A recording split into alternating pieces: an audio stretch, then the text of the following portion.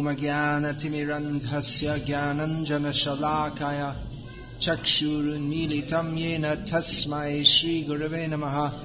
He Krishna Karuna Sindho Dinabandho Jagatpate Gopesha Gopika Kanta Radha Kanta Namostate Takta Kanchana Gaurangi Radhe Vrindavaneshwari Vrishabhanu Sute Pranamami Hari.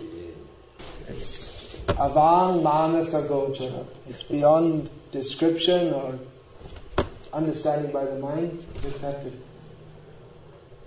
What is that? Vishaya Charya Shaira Shaimajya. Just give up sense gratification, chant the holy names, and everything comes by chanting the holy names, not by analytical study. Although there is analytical study also. Anyway, I'm going to read here from Sri Chaitanya Charitamrita. Can I get the other, please? Yeah, you could have just put it up here also. We could just put it up here, actually. Yeah, that'd be convenient. Yeah, seeing as you're there. What's the verse? 4 Adi Leela 4:130. F2. It doesn't work.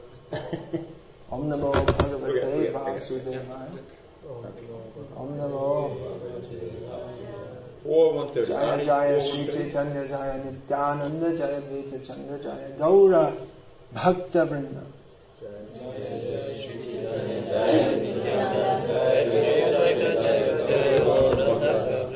Okay, you got that? 4:130. 4:130. So I'll just chant this up. This is, please listen to my pronunciation, because the way it's written is not the way it's pronounced, mostly. It's a little different. Jara hoite shunimal dvitiya nahi aad. Jara hoite shunimal dvitiya nahi aad. Tatapi sarvada bhamma vakra brahma. Tatapi sarvada bhamma vakra brahma. Okay, now I read the translation. Nothing is purer than her love, but its behavior is always perverse and crooked. Now this is one verse in a series. I just chose this one, and I'll read the series now. This is highly elevated subject matter. We should understand. Actually, we shouldn't think that Bhagavad Gita isn't. That's also a very highly elevated subject matter. But there's high, higher, and highest. And this is in the realm of the highest. Krishna says, beginning with verse 121 of this chapter. Yeah, just slip back a bit. Krishna says, I am the primary cause of all rasas. I am the full spiritual truth and made of full joy. But the love of Srimati Radharani drives me mad. I do not know the strength of Radha's love with which she always overwhelms me. The love of Radhika is my teacher, and I am her dancing pupil. Her prema makes me dance various novel dances. And this is the following verse is an exchange between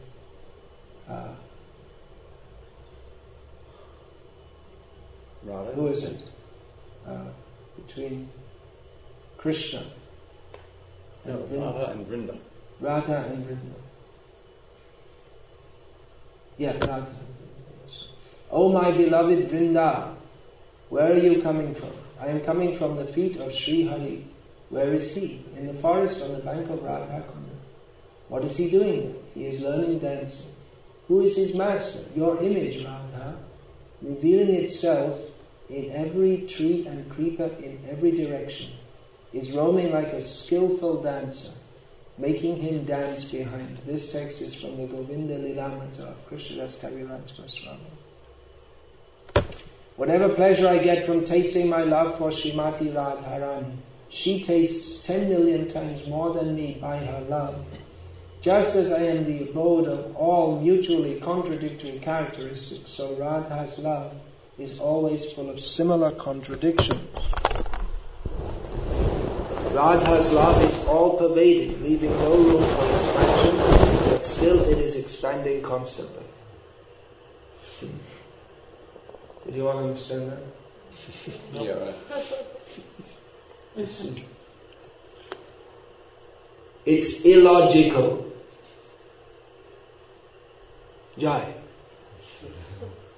There is certainly nothing greater than her love, but her love is devoid of pride. That is the sign of its greatness. Nothing is purer than her love, but its behavior is always perverse and crooked. And this we read this morning from teachings of Lord Chaitanya. You read that? This, no, sorry, I misread. All glory to Radha's love for Krishna, the enemy of the demon Mura. It means Krishna is the enemy of the demon Mura, not Radha's love. It is all-pervading. It tends to increase at every moment. Although it is important, it is devoid of pride, and though it is pure, it is always beset with duplicity. This is a verse from the Dana Kili Komudi of Srila Rupa Goswami. Sri Radhika is the highest abode of that love, and I am its only object, Krishna says.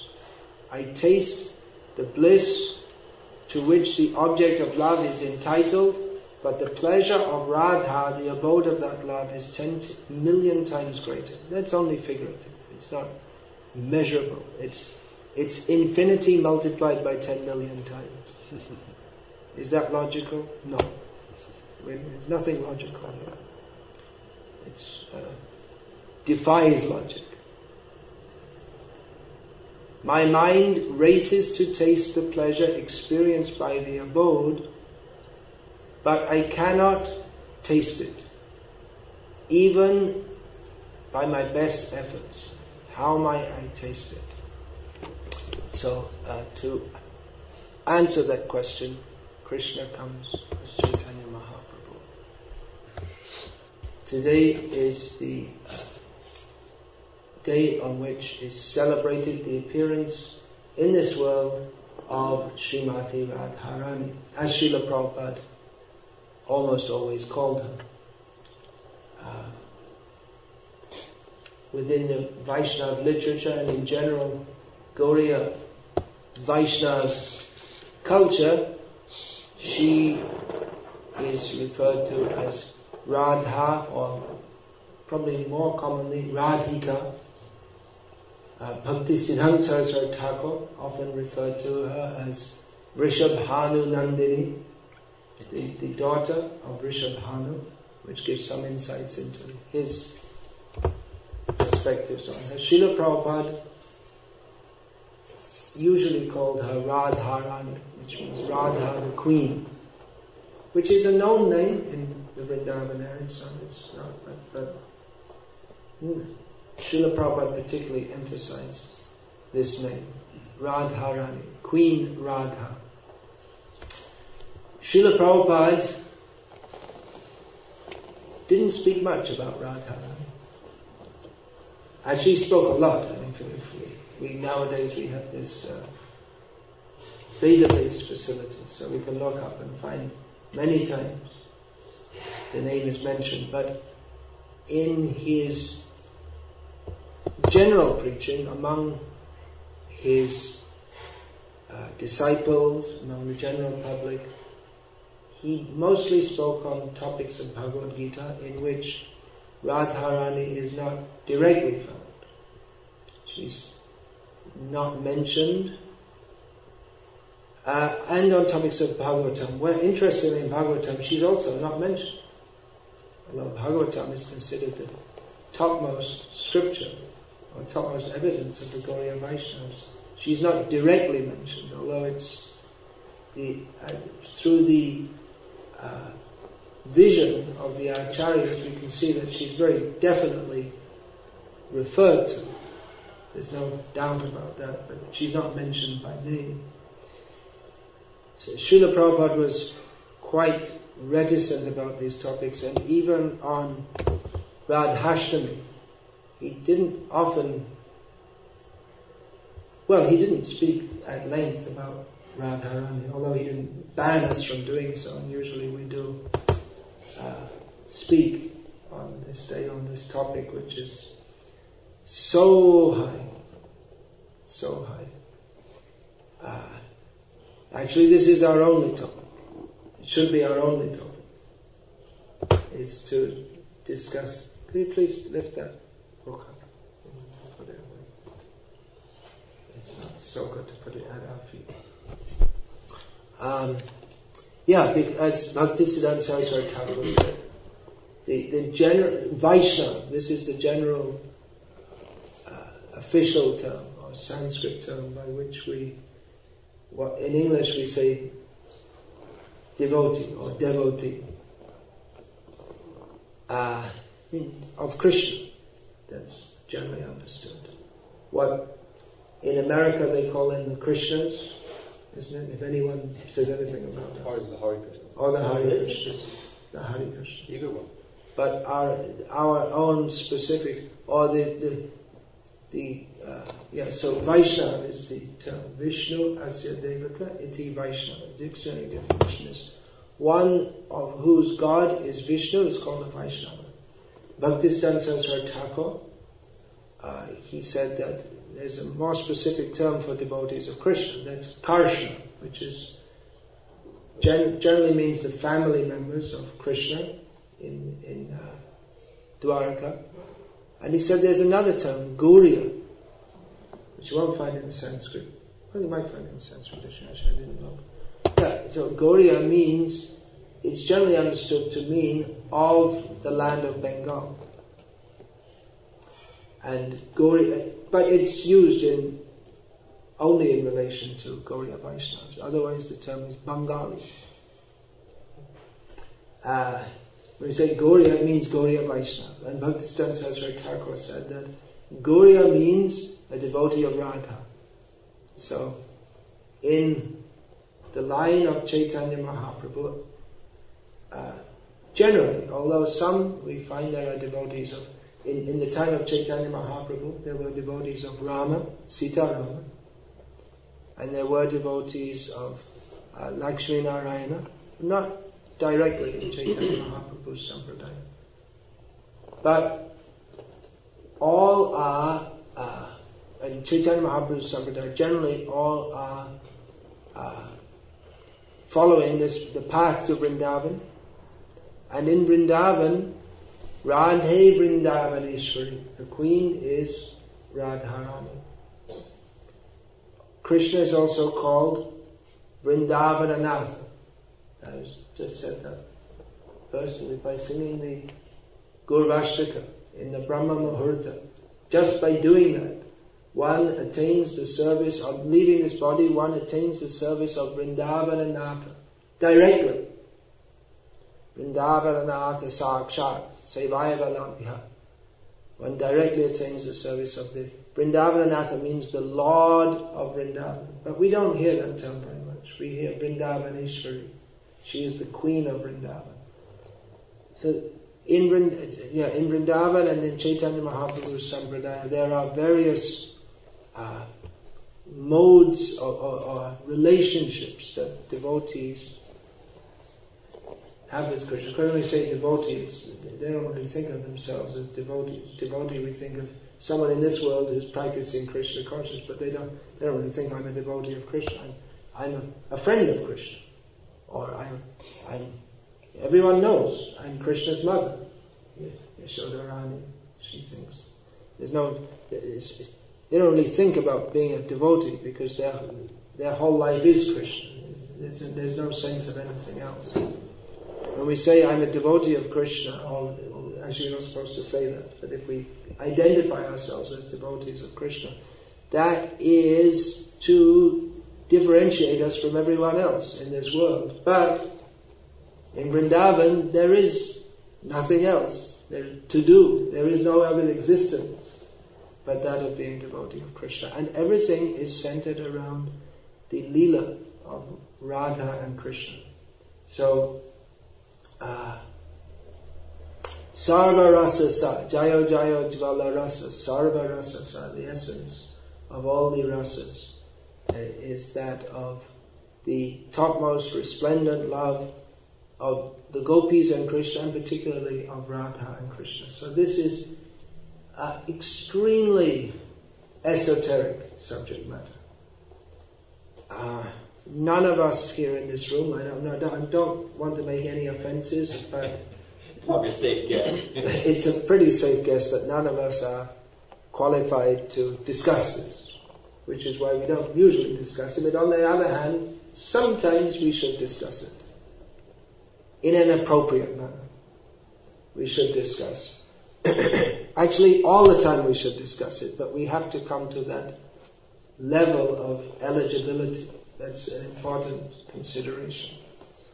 The level of eligibility is Bishoy Charya Kabe Shuddha Habe Man Tabe Hama Harabo Shri Vrindavan. The eligibility for entering into these, or seeing Vrindavan as it is to be, to give up all sense gratification. So it's relatively easy to talk about the intimate pastimes of Radha and Krishna. I mean, we can do so. Information is there in the Gauriya literature about that. But we can talk about it, moving our lips and tongue.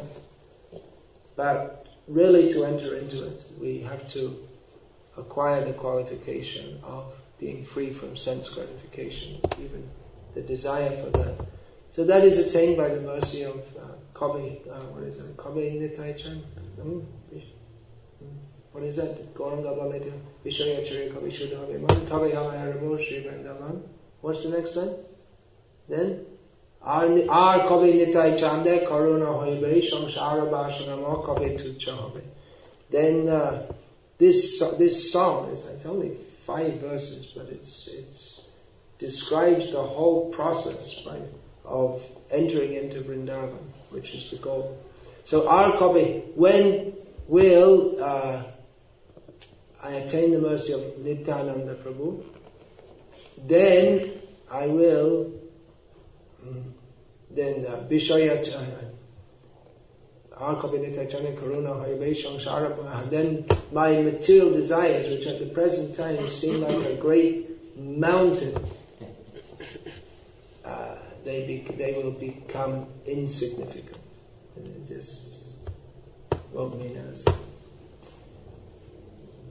So, but that doesn't mean that we should know what our goal. We should know what our goal is. Radharani is Srila Prabhupada, when he would speak of Radha on her appearance day, would say she's the most compassionate.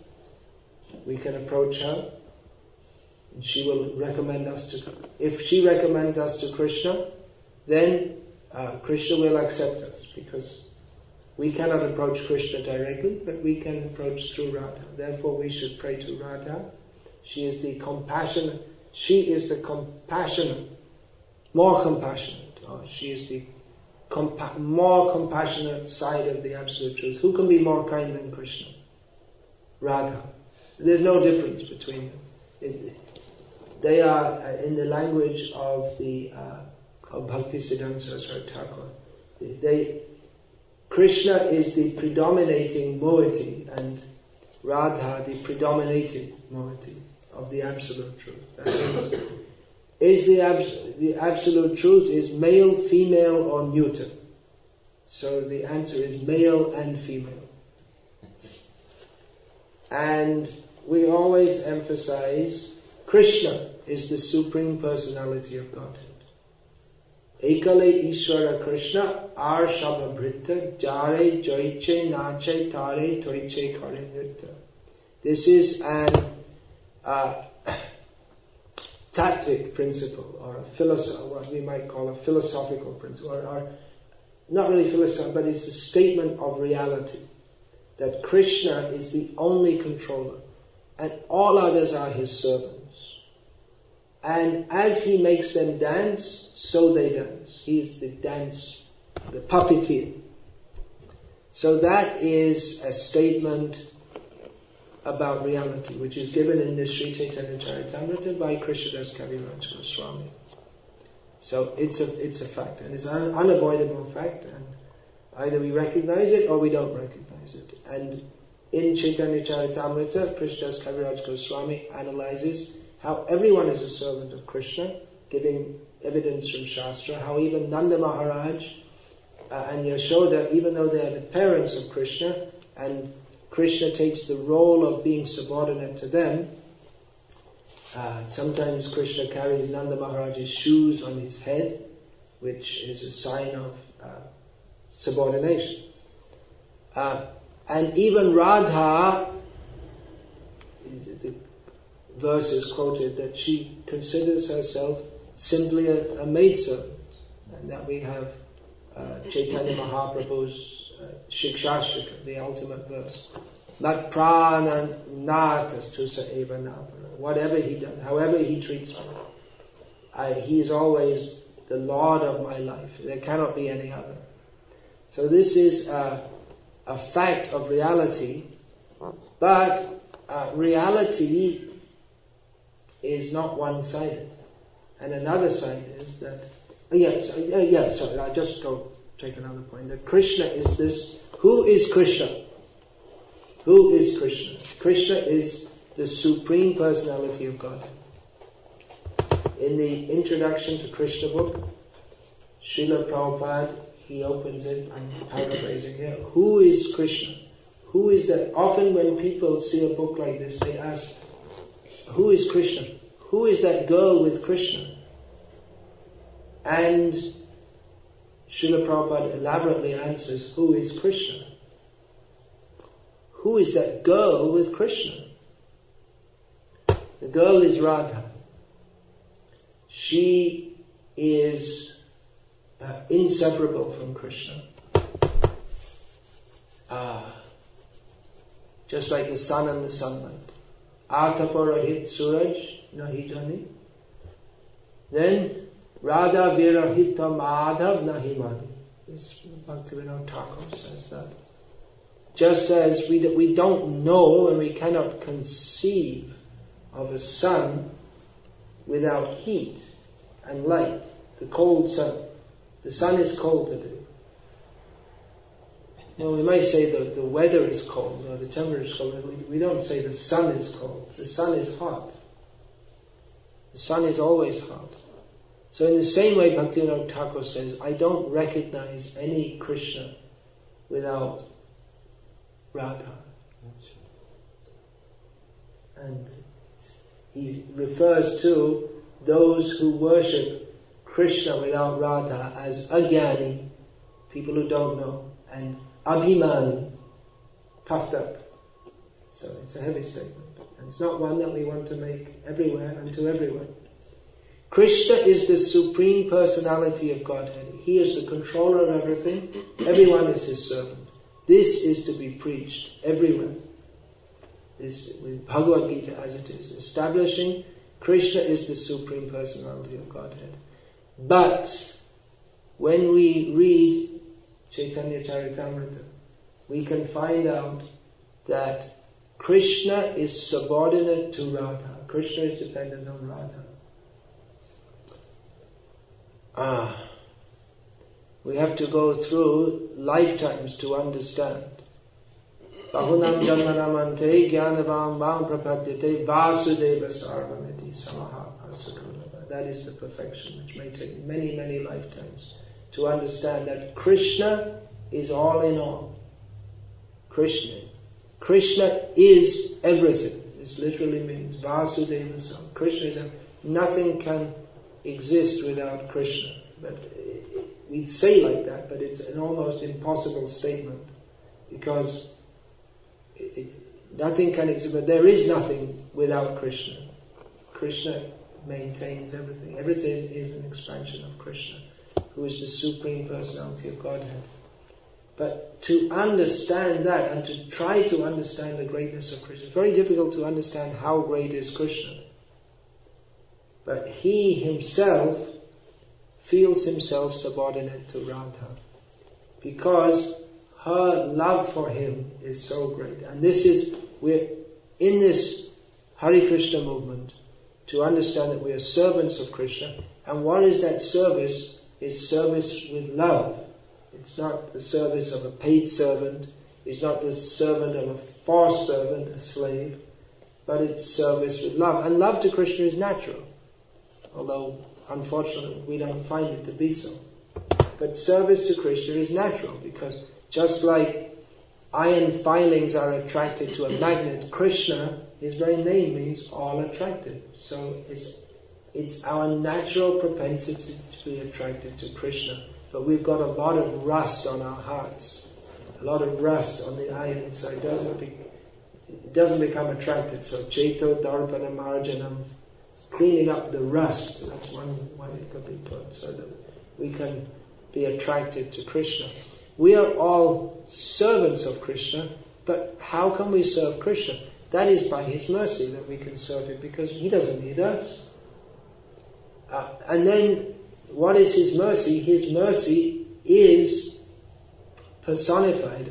These are not very good terms. It's not that his mercy is some abstract principle which amalgamates into some form.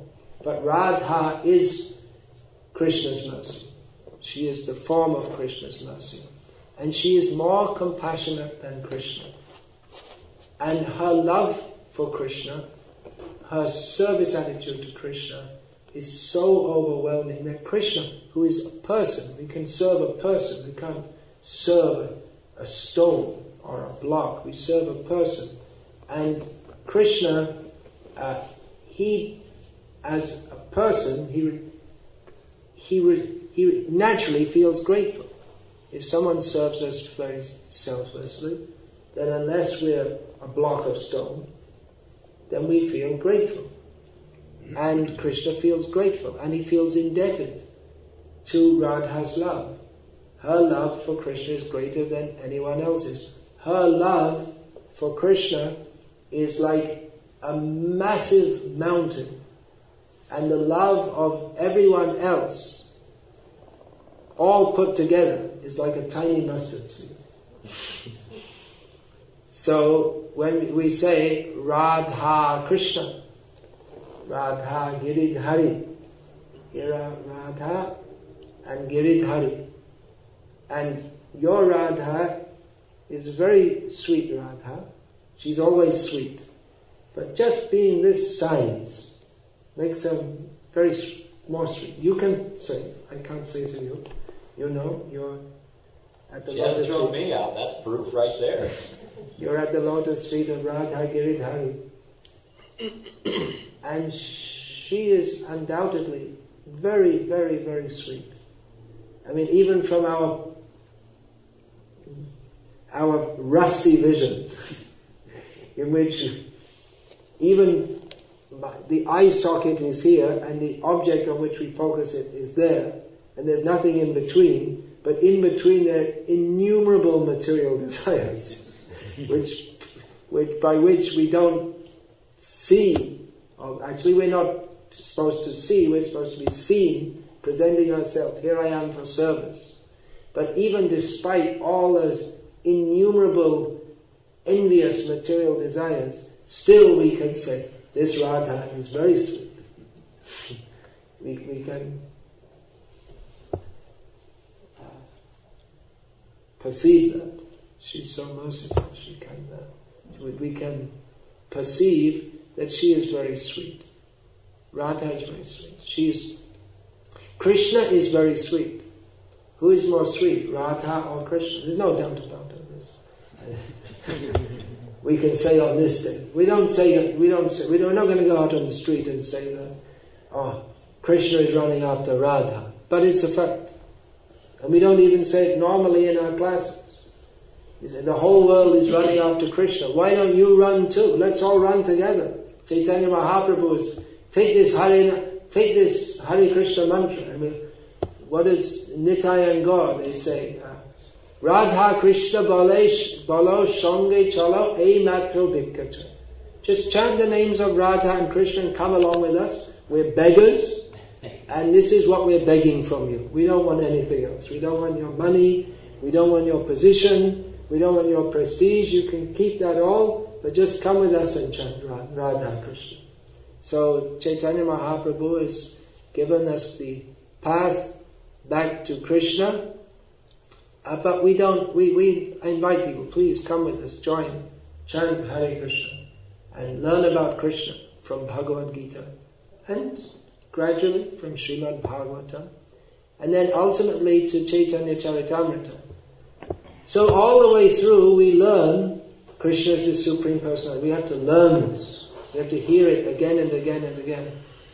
I am not this body. We are all controlled. Krishna is the Supreme Controller. Therefore, we should surrender to Krishna for our own self-benefit.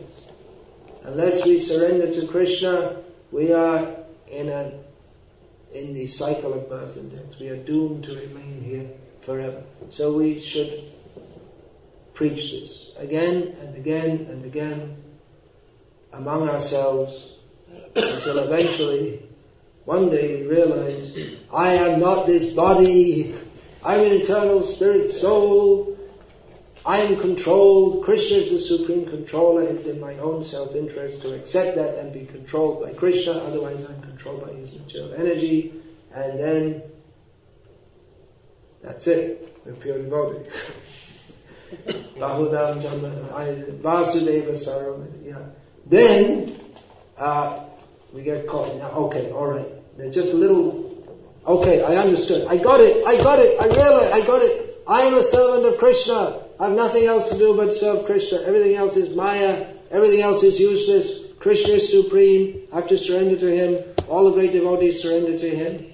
And then just one little thing. By the way, Krishna's not supreme. What? You mean you cheated me all these years?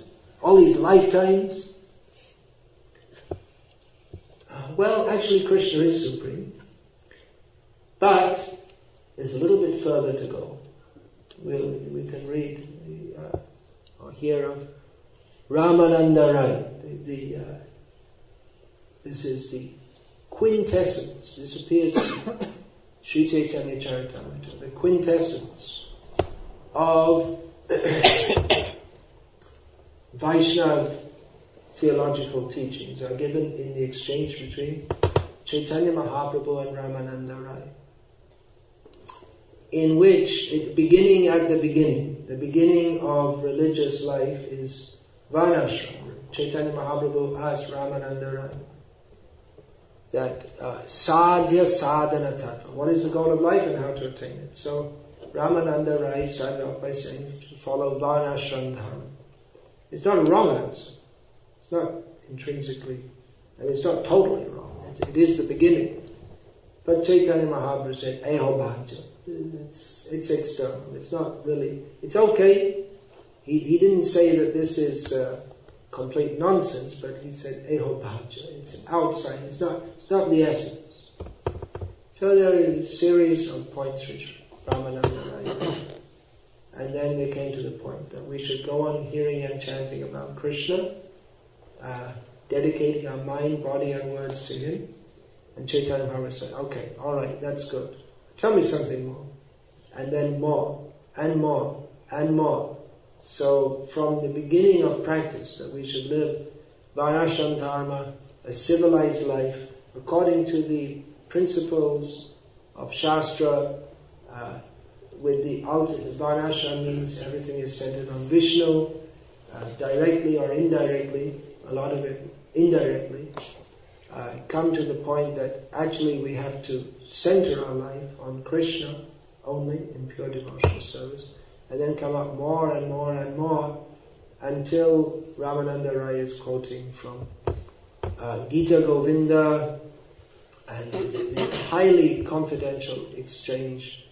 Gita Govinda is a work which in chronological time, although Radha, Krishna and Chaitanya Mahaprabhu are all beyond what we consider to be time, that this was written before, composed before Chaitanya Mahaprabhu appeared in this world, and describes the extremely intimate affairs between Radha and Krishna, in which Krishna presents himself as subordinate to Radha. So,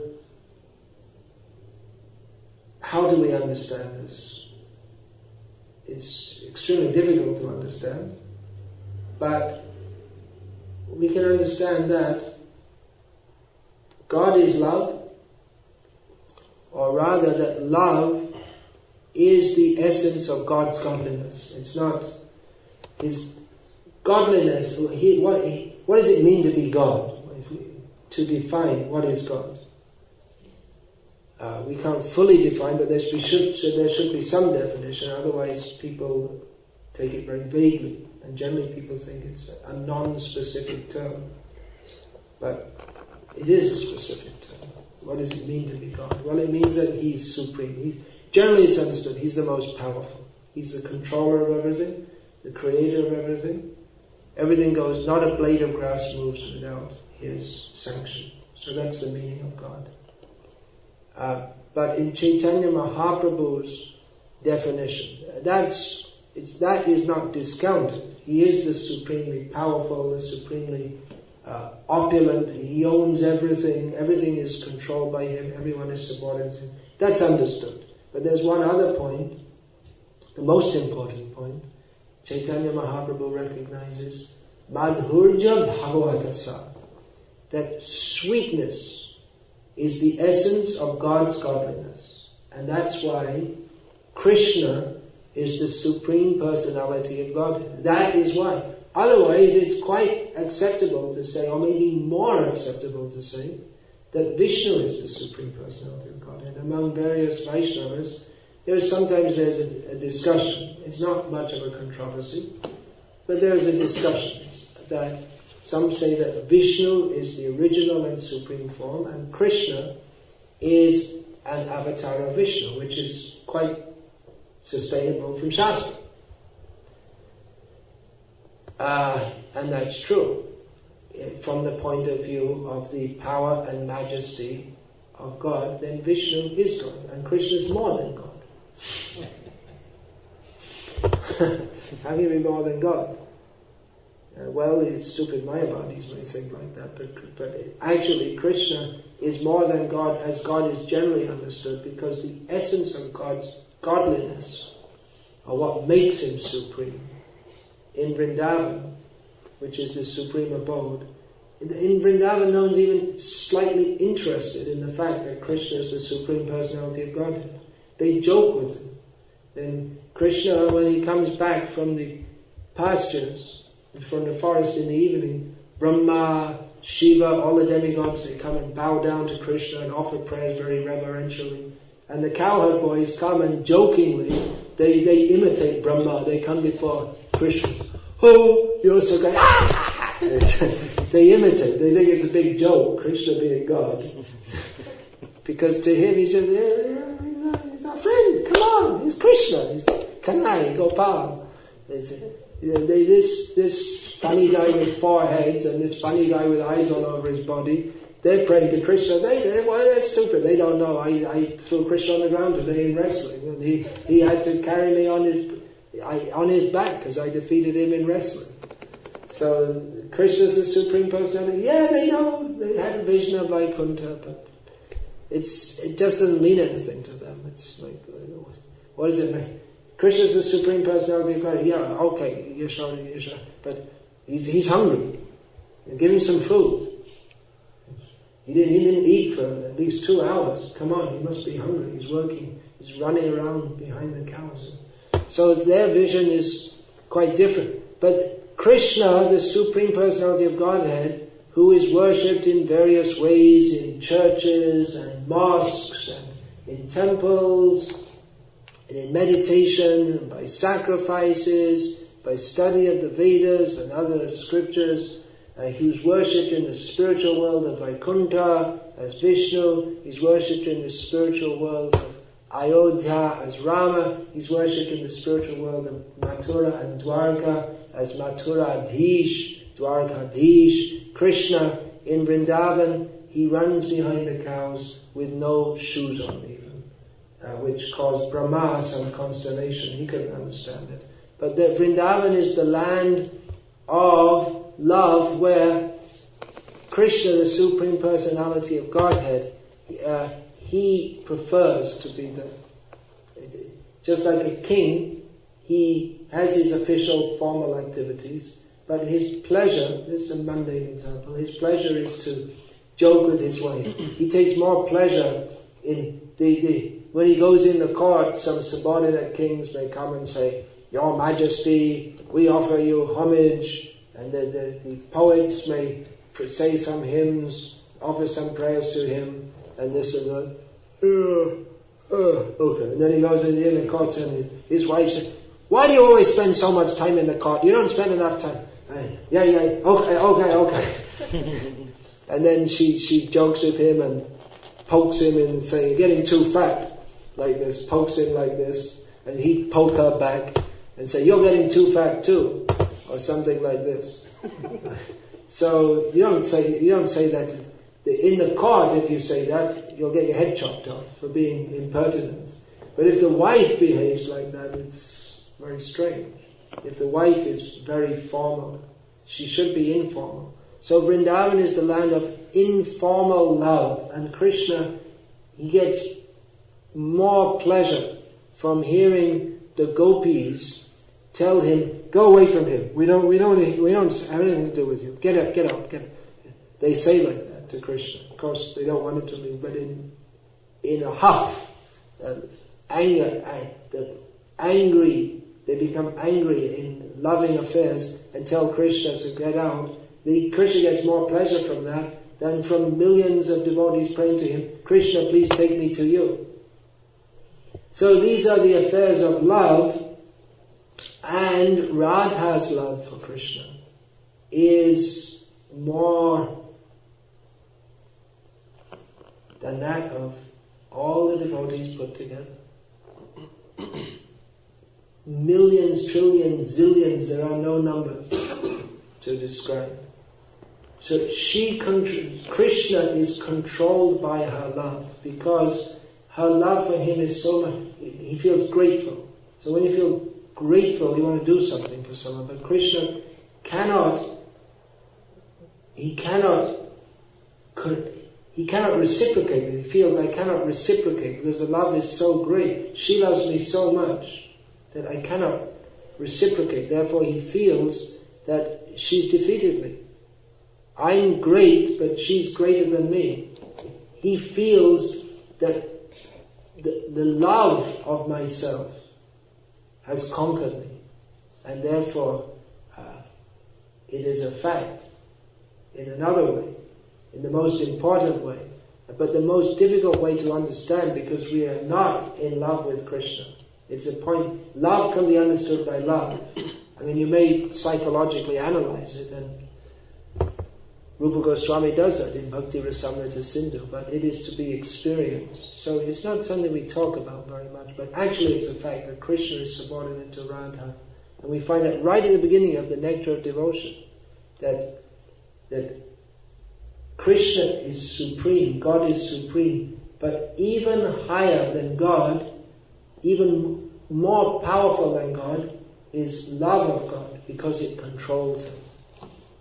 But what way does Radha control Krishna? It's not, you see, this feminism in the modern world is so stupid. They just misunderstood even human psychology. But the human psychology is a perverted reflection of the spiritual psychology, where, and in this world people are interested in power, and so empower the women and empower this, but they already have the power. They don't realize, but how to exercise that in a feminine way. Radha, by her feminine features, by her dressing, by her singing, by her dancing, by her cooking, by the ultimate woman. She totally controls Krishna. So Krishna is the supreme personality of Godhead. This is to be in this world where we think of power and majesty as being all in all. It must be preached that Krishna is the supreme personality of Godhead. But to go in the inner chambers, where Chaitanya Mahaprabhu takes us to the inner world of Krishna, where Vrindavan, Radharani is the queen, and everyone is serving her. Actually, they serve Radha and Krishna. But we know we have to serve Radha because she has so much love for Krishna. Therefore, we don't really even know how to serve Krishna or love Krishna. But we can serve Krishna better through her because Krishna appreciates Radha. He loves her more than he loves himself. So if we please Radha, then Krishna is pleased. And how can we please Radha? If Krishna is pleased, so we have to serve Radha and Krishna together. And the perfect way to do that is by chanting Hare Krishna, Krishna Krishna, Hare Hare, Hare Rama, Rama Rama, Hare Hare. It's a prayer first addressed to Radha. O Krishna, O energy of Krishna, please engage me in your service. And Radha, she has such love for Krishna. The nature of love is that it's selfless. So she doesn't think of herself, oh, I'm the greatest. She doesn't think like that. She's selfless. So she thinks, oh, someone has come to serve Krishna. How nice. Let me see how they can be engaged in the service of Krishna. She's always thinking, someone has come to serve Krishna. Very good. Then Krishna can be served better. She doesn't think that Krishna is totally dependent on my love and therefore let everyone else go away. And there's only a need for me and he. But Krishna, she wants to bring everyone to Krishna and see everyone engaged in Krishna's service. That is her compassion. So, yeah, who can understand?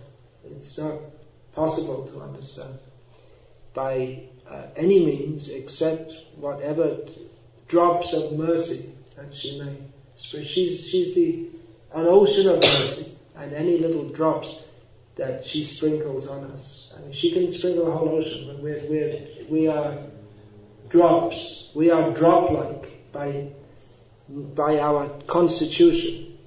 We don't have the capacity to be the ocean, to be oceanic in the way that she is. But a drop of her mercy is enough to drown us in the ocean of love, which is Chaitanya Mahaprabhu's invitation. So on this day we often hear, we'll hear prayers to Radha, and maybe some pastimes we'll hear of Radha.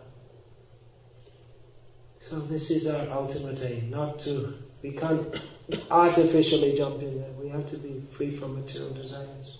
But even in this stage where we have so many material desires, as Prabhupada has recommended us, we can go before Radha and pray to her that please engage me in the service of your Krishna. Radha Krishna means Radha's Krishna. So he is yours, so please you engage me in his service, which she does through the system of parampara in this world. Hare Krishna. I'll finish there. There's unlimitedly more to say. Shall we sing one more?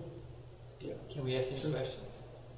You can ask, but I don't know if I can answer. You can ask the question, of course. I mean, we should also sing, but just a quick one. You were saying that someone who worships Krishna directly, Bhakti, you were simply quoting Bhakti, someone who worships Krishna directly is puffed up. Both they're in ignorance and they're puffed up. Well, the word is abhimani, which can be translated like that. But I was wondering... But it means, actually, abhimani, if you come to think about it, Generally we would translate that as puffed up. But it could also mean, abhiman means a sense of self-identity. So it can mean also someone who his sense of self-identity is not merged into that of being a servant of Radha and Krishna. Let me find the... Can I ask you why you're looking? Because I was thinking, and I don't want to think, I'm looking for confirmation or correction. Because you said puffed up, does it mean that they think they can approach Krishna directly, or is it just a misconception of how things are aligned? I'll read out the song. And again, these are highly elevated topics. But they are our topics. We've been bequeathed these. Chaitanya Mahaprabhu came to this world. He came for the purpose of revealing these topics.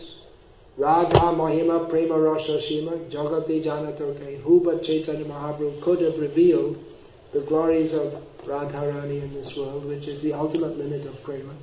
So Chaitanya Mahaprabhu came, and in disciplic succession Prabhupada has come, and we are here now. So these are the topics which we are supposed to give to the world. Actually, we have to give it in a realistic way, beginning with Bhagavad Gita as it is. So I'm actually even beginning before that with give people some prasadam. So what was I doing? I was looking up that song, but I looked up the number and I forgot the number of the page. So I have to look back again. So I didn't find it. I still looking in the database. I didn't find it there. Radha Bhajane. Oh.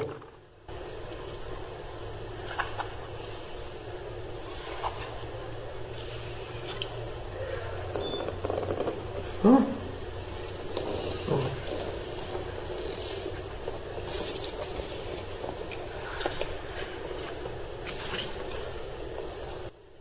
Yeah, so the song begins like this. Radha bhajane jodi mati nahi bhavo, Krishna bhajane tava akaran gelo. Those who do not take up the worship of Radha, their worship of Krishna, akaran, it means it doesn't have any cause, but in the context we could say it's useless. They didn't really get the point, we could say, to put it kindly. Atapa rohit suraj nahi jani, Radha birohit madhav nahi mani. Just as we don't know any sun, we can't conceive of any sun without heat and light. So in the same way, Radha birohit, Krishna, Madhava, the husband of the goddess of fortune, who is birohit, which means completely divested of Radha. I don't recognize that Madhava. Bhakti Thakur says. Kevala Madhava pujaye sho agyani. That person who worships only Madhav, Radha anadar karoi abhimani.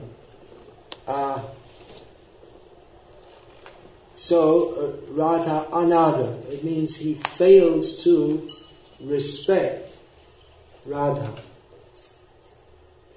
And it's abhimani. So the word is used abhimani, which can mean, it generally means someone who's somewhat proud, but it can just mean someone who's, everyone's abhimani, everyone has an abhiman or self-conception, conception of themselves.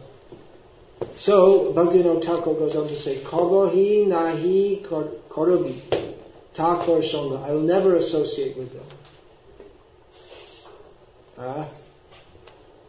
Chitte ichashi jadi braja rasha ranga. If in my heart I want to serve that braja rasha ranga, if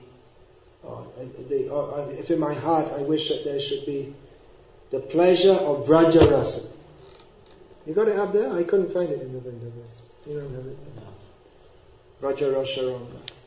Radhika Dasi Jadi Haye Abhiman. If our Abhiman, our sense of self-identity, is as a servant of Radhika, Dasi means female servant. Bhaktivinoda Thakur identified himself as the Kamala Manjari, female servant. Shigrai Milai Tava Gokulaka. So by considering oneself the female servant of Radha, one quickly attains Gokulakan, or gets to associate with Krishna in Vrindavan, who's known as Kana. He's not the Supreme Personality of God. He's Kana. It's a village nickname.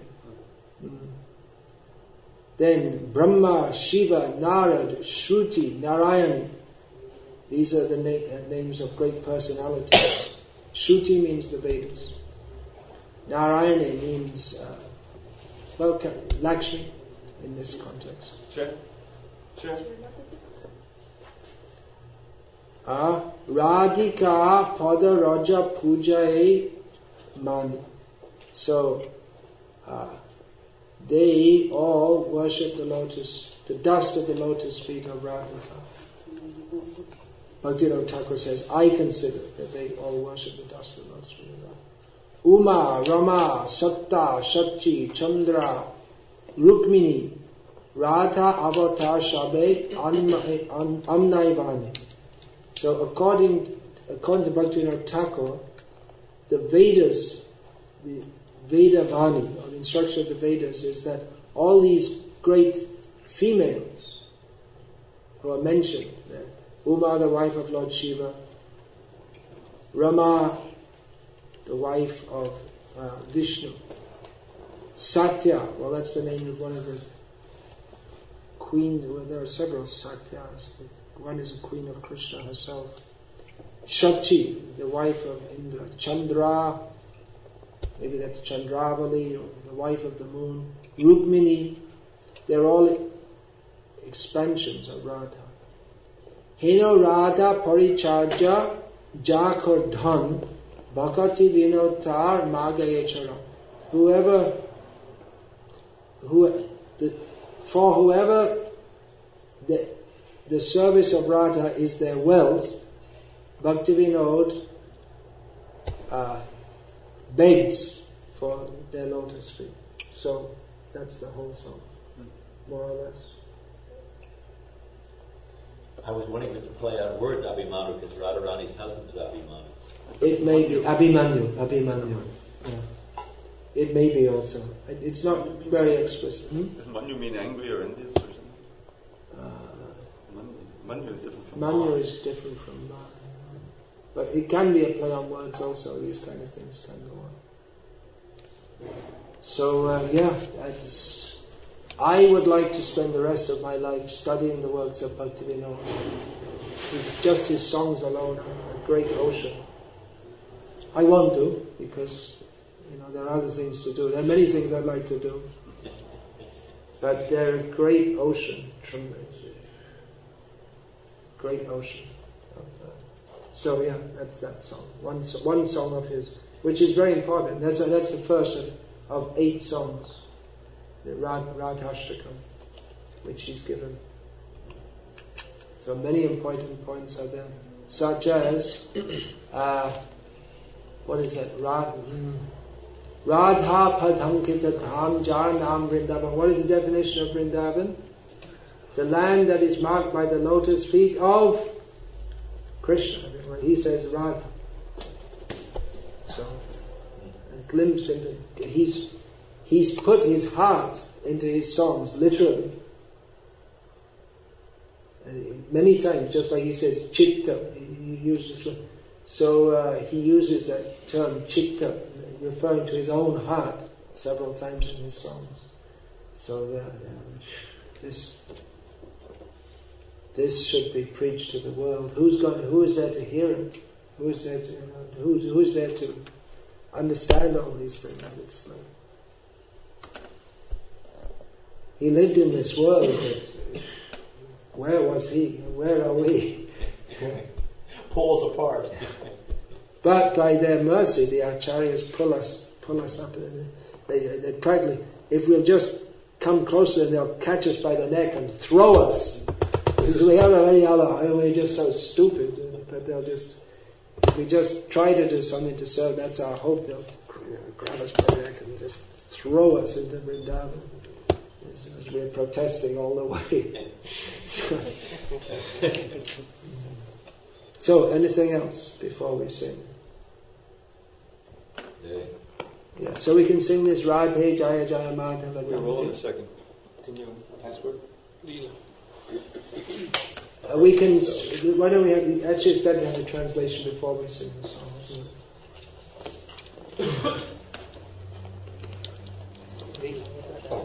it?